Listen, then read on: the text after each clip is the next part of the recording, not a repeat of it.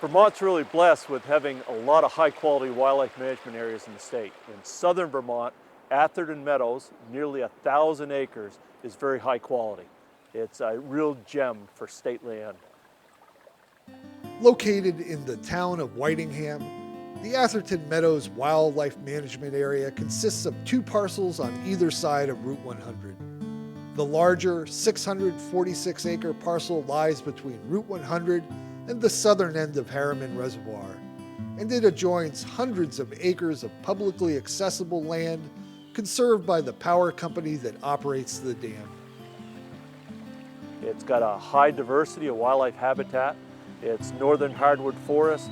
It's about a third of it is softwood cover for a deer wintering area cover. We've got an abundance of different types of wildlife. Certainly we have all the big game species represented there. It's one of our oldest WMAs in the state as well. The topography varies from an elevation of about 1,600 feet at Route 100 to more than 2,000 feet along the surrounding ridges, which gives the impression that you are standing in a giant bowl. As far as management goes, in just the past 10 years, we've done approximately 10 acres of patch cuts on the property. And with that, we're seeing a lot of early regeneration, a lot of food for wildlife, a lot of berry plants coming in. In the 1960s, there was a lot of cutting done, especially down around the alder areas. So we have a whole diversity of the age structure of the forests on this property.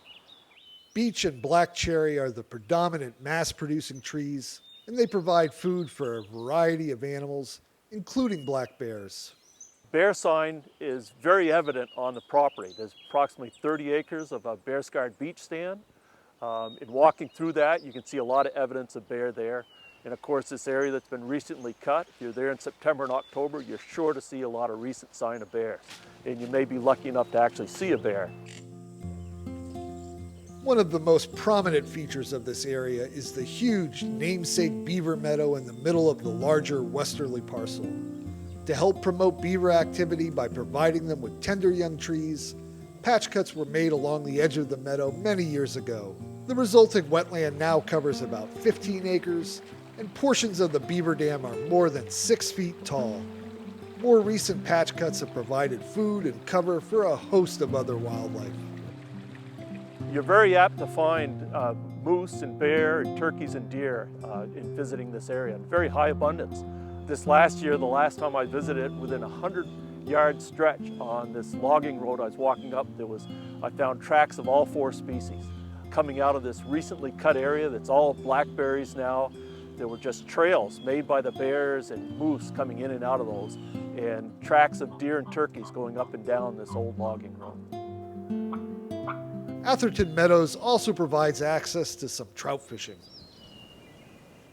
On the northern boundary of the WMA actually is a branch of the Deerfield River, just downstream from Harriman Reservoir, where there's a recently restored population of brook trout.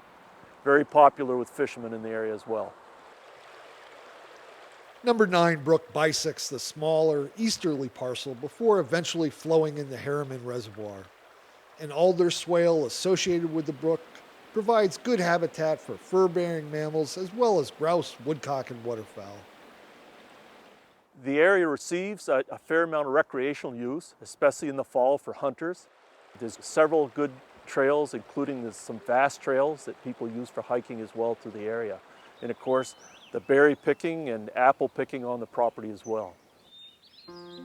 Located just a few miles north of the Massachusetts border and roughly midway between the towns of Bennington and Brattleboro, Atherton Meadows offers a wilderness experience that's easily accessible.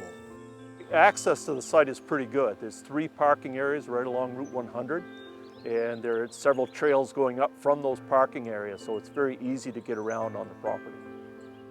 And if you visit it, be prepared to do some hiking. Once you get in there, it's just beautiful. You'll probably have most of the area to yourself, and it's just a wonderful, remote wildlife management area.